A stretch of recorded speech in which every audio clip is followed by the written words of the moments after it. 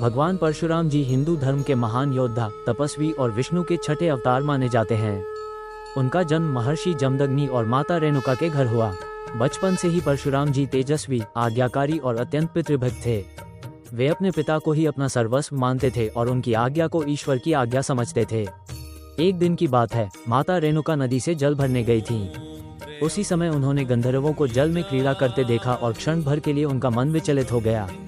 इसी कारण वे अपने तपोबल से जल को स्थिर नहीं कर पाई। महर्षि जमदग्नि अपने तपोबल से यह जान गए और क्रोध में आ गए। उन्होंने अपने पुत्रों को माता का वध करने की आज्ञा दी। बड़े पुत्रों ने यह आदेश मानने से इनकार कर दिया। जब यह आदेश परशुराम जी को दिया गया तो उन्होंने बिना कोई प्रश्न किए पिता की आज्ञा को सर्वोपरि मानते हुए माता का वध कर दिया।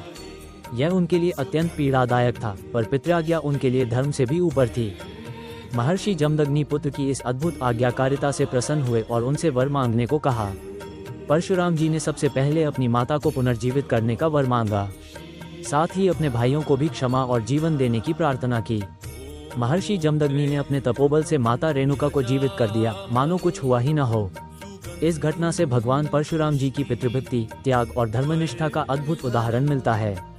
आगे चलकर उन्होंने अन्याय, अधर्म और अत्याचारी क्षत्रियों का नाश किया और धरती पर धर्म की स्थापना की। भगवान परशुराम केवल पराक्रमी योद्धा ही नहीं, बल्कि आदर्श पुत्र, महान तपस्वी और सच्चे धर्मरक्षक थे। उनकी कथा हमें सिखाती है कि जब भक्ति, आज्ञा और धर्म एक साथ चलें, तो मनुष्य असंभव को भी संभव बना सकता है।